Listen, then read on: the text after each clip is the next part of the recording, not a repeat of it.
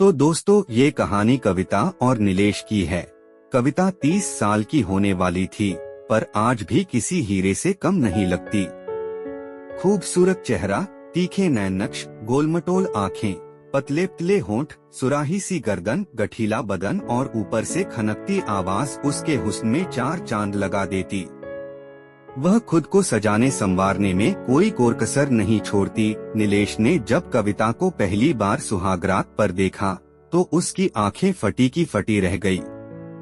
जब 22 साल की उम्र में कविता बहू बनकर ससुराल आई, तब टोयले क्या गांव भर में उसकी खूबसूरती की चर्चा हुई। पास पड़ोस की बहुत सी लड़कियां हर रोज अपनी नई भाभी को देखने पहुंच जाती और नई भाभी को निहारती रहती। जब उसकी खूबसूरती को लेकर तरह तरह के सवाल जवाब करती तो वह हंसकर बोलती, धत तेरे की, यह भी कोई बात हुई। नीलेश ठहरा एक देहाती लड़का, बहुत ज्यादा पढ़ा लिखा तो नहीं था, पर बिजली मैकेनिक का काम अच्छा जानता था। उसी के चलते तकरीबन 5,000 रुपए महीना वह कमा लेता था। काम करने वह पास के एक कस्बे में जाता था और शाम ढले दाल सब्जी और गृहस्थी का सामान लेकर लौटता था।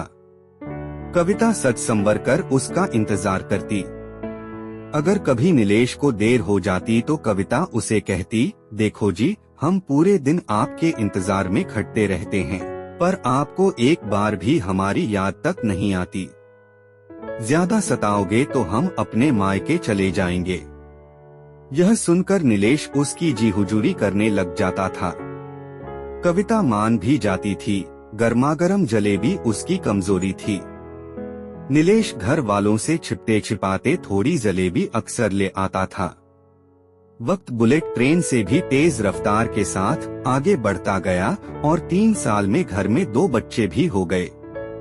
फिर शुरुआत हुई उनकी पढ़ाई लिखाई की। गांव में बहुत अच्छे स्कूल तो नहीं थे, इसलिए कविता ने नीलेश को कस्बे में जाकर रहने के लिए राजी कर लिया। कस्बे में आकर नीलेश पूरी तरह काम में लग गया। अब उसे पहले से ज्यादा मेहनत करनी पड़ रही थी।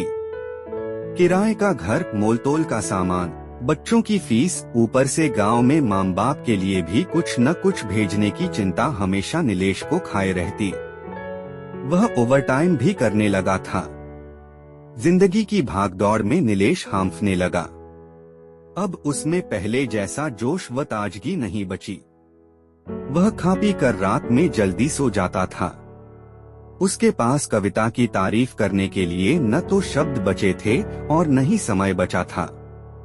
उन्हीं दिनों नीलेश का दूर का रिश्ते का एक भाई रवि काम की तलाश में उसके पास आया। उसने सिक्योरिटी गार्ड की नौकरी कर ली।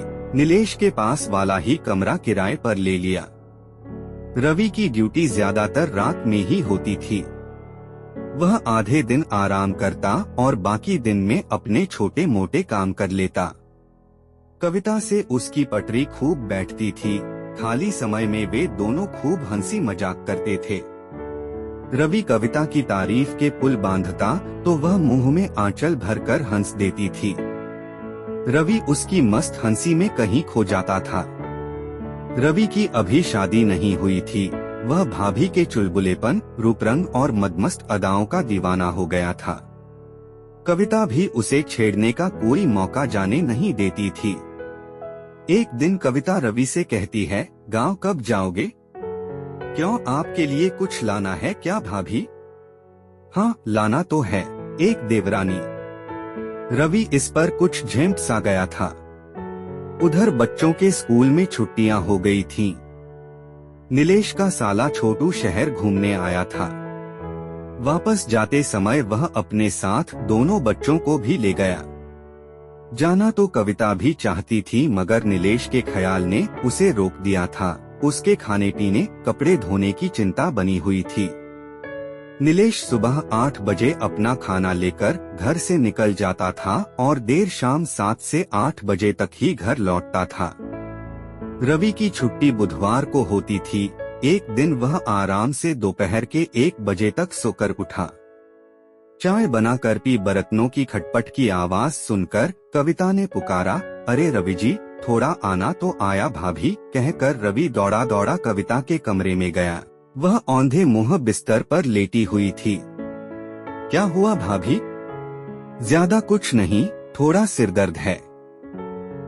दुकान से दवा ला दो। रवि पास की केमिस्ट की दुकान से सिरदर्द की गोली ले आया। रवि ने कविता को गोली थमा दी और पानी का गिलास भी भर कर ले आया। रवि, तुम कितना ध्यान रखते हो हमारा, कविता ने चेहरे पर मुस्कान लाते हुए कहा। भाभी, आप कहो तो थोड़ा सिर भी दबा दूं, रवि ने अपनेपन में कहा। कविता ने हाँ में गर्दन हिला दी। रवि उसके सिरहाने एक कुर्सी पर बैठ गया। उसकी जादुई उंगलियां कविता के माथे पर थिरकने लगीं। दवा के असर और रवि की सेवा से कविता के माथे का दर्द तो बंद हो गया, मगर बदन में एक झुरझुरी सी दौड़ गई। अब एक अजीब सा खिंचाव कविता के मन में आ गया था। वह बड़ी मुश्किल से खुद को रोक पा रही थी। उसने बंद आंखों से ही कहा, ठीक है रवि, तुम्हारा शुक्रिया। अरे शुक्रिया कैसा भाभी? अपने ही तो काम आएंगे। जब से यहाँ आया हूँ मेरे सिर में आज तक किसी ने मालिश नहीं की है। आप कर सकती हो क्या?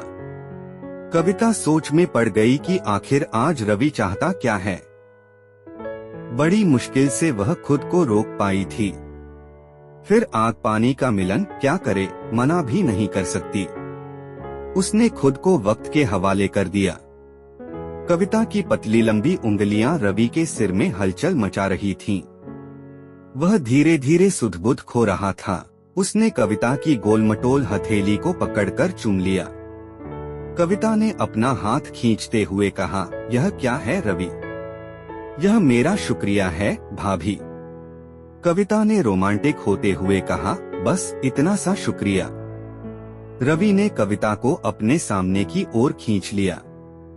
वह किसी धधकते ज्वालामुखी सी लग रही थी। आंखों के लाल लाल डोरे अंदर की हलचल को साफ बयां कर रहे थे। रवि ने अपने तपते होंठ कविता के गुलाबी होठों पर रख दिए। इसके बाद हुई प्यार की बरसात में वे दोनों जमकर भीगे।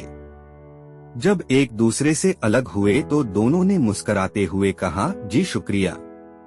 तो दोस्तों, आपको ये कहानी अच्छी लगी हो तो वीडियो को लाइक करें और चैनल को सब्सक्राइब कीजिए और अपने दोस्तों के साथ शेयर करिए।